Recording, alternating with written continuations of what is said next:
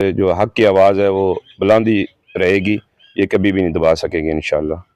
जब उसको गोली लगी तो बिल्कुल मेरे साथ वो बैठा हुआ था, तो मैंने जब उसको सीधा किया है, मेरे साथ मेरे एक दोस्त थे उमर सत्ती, उन्होंने और मैंने उसको जब उठाया तो मैंने एक दफ़ा उसको बुलाया कि अनीस, उसने आँख अनीस सत्ती को शहीद हुआ, घर से उसके साथ जाने वाले उनके कज़न हैं नफीस सत्ती साहब, वो मेरे साथ मौजूद हैं। इससे पहले मतलब कोई अल्फाज इस तरह के आखिरी जो उसकी ज़बान से अदा हुए हों, क्या थे? बिस्मिल्लाहिर्रहमानिर्रहीम। सबसे पहले तो मैं आपका शुक्रिया अदा करता हूँ कि आप हमारे इस दुख में शामिल हुए और दुख की घड़ी में आप हमारे पास आए और जो भी अल्फाज हमारे पास हैं वो आप सुनना चाहते हैं। तो अनीस सत्ती शहीद घर से मेरे साथ गया है, और जब हमें पहुँचे सेंटोरियस चौक में, वहाँ पे हमने गाड़ी पार्क की है। गाड़ी पार्क करने के बाद हम चले गए चाइना चौक में। चाइना चौक हम बैठे हुए थे, ग्रीन बेल्ट पे बैठे हुए थे, तो आपस में गपशप कर रहे थे। तो इतने में सामने से एक फायर आया जो अनीस सत्ती को लगा और वो शहीद हुआ।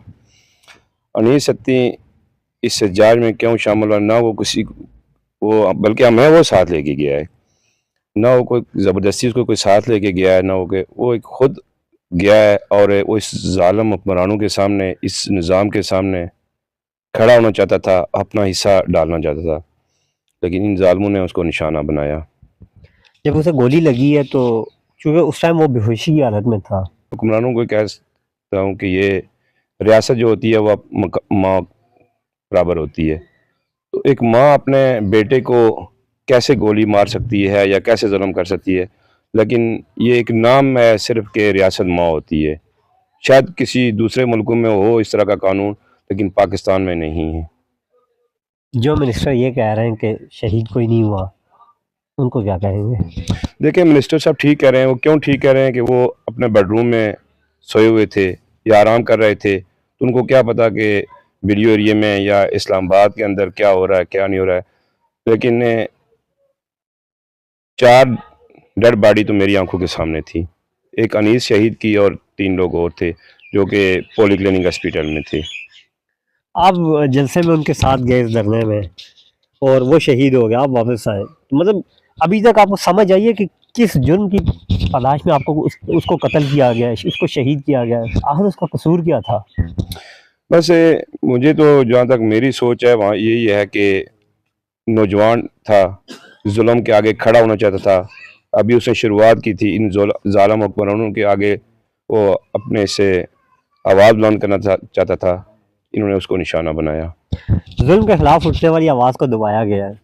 मतलब आप क्या समझते हैं कि इस तरह जो जुल्म के खिलाफ आवाज़ उठेगी उसे ये दबाएंगे तो बोलने वाले चुप हो जाएंगे, खामोश हो जाएंगे, या बोलने वालों की तादाद कम हो जाएगी? इस तरह क्या?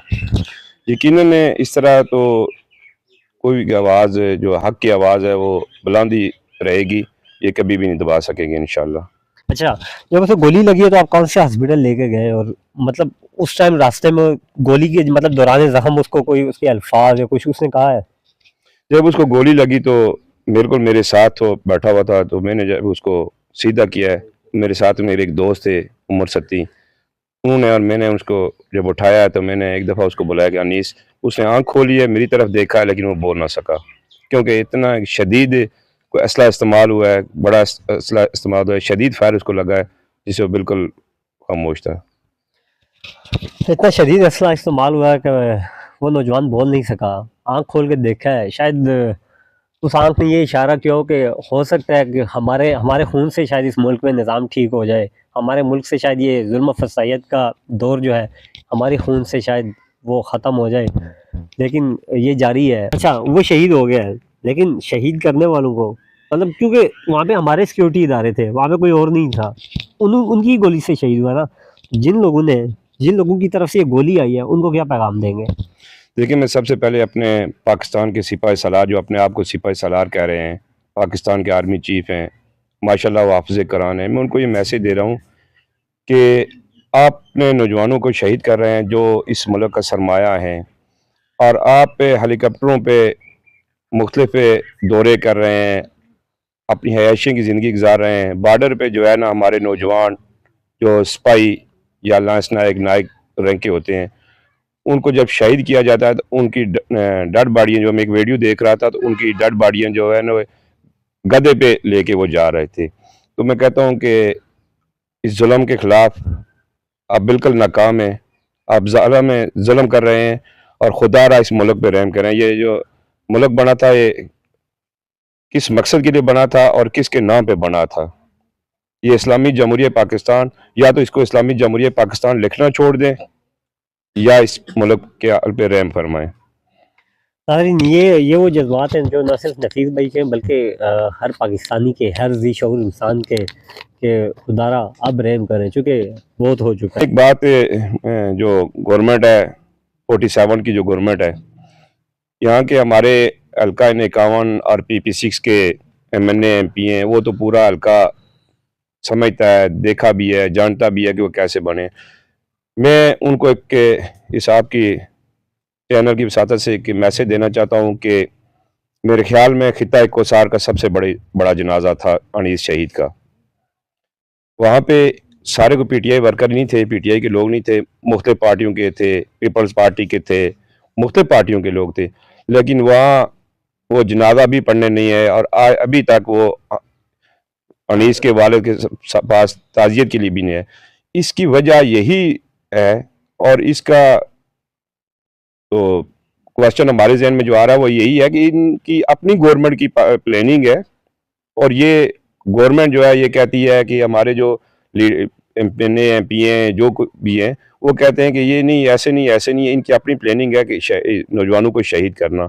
अगर उनके दिल में कोई दुख दर्द होता कि एक हमारे इलाके का, कोसार का, ये दोनों हमारे MP MNA जो 47 के हैं, ये ऑलरेडी हमारे कोसार की हैं, अगर इनके दिल में कोई थोड़ी सी भी हया होती तो ये आज सफारिश सत्ती के पास आते, ताज़ियत करते। और दूसरा, अगर कश्मीर से साबिक वज़ीर-ए-आज़म सरदार अब्दुल कयूम अब्बासी साहब आ सकते हैं, साबिक वज़ीर-ए-आज़म शाहिद खान अब्बासी साहब आ सकते हैं, चलो PTI के अलावा मैं बात कर रहा हूँ, अब शाहिद खान अब्बासी साहब आ सकते हैं, तो ओसामा, सरवर और बिलाल यमीन भी आ सकते थे। क्या अगर कोई घर पे मेहमान आए या ताज़ियत के लिए आए, जनाजा पढ़ने के लिए, तो कौन सी हमने यहाँ गन्ने फिट की हुई थी जो वो नहीं आई? उसामा इशफाक सरवर साहब और बिलाल यामीन साहब, चूँकि मेरा इलाका भी वही है। आप लोग अगर इलेक्शन से पहले इस तरह की शहादत होती तो आप लोग ज़रूर आते, क्योंकि आप लोगों को वोट लेनी चाहिए, आप लोगों को सिंपैथी का वोट लेना था। लेकिन क्योंकि अब इलेक्शन हो चुके हैं, आपको पता है 4 साल जिन्होंने आपको लाया है वो आपको अब उतारेंगे नहीं, आप लोग मेरे ख्याल से इसलिए नहीं आए। लेकिन ये PTI का जनाजा नहीं था, PTI का शहीद नहीं था, बल्कि ये पोठवार का शहीद था, पहाड़ों का नौजवान था, वो हमारा शहीद था।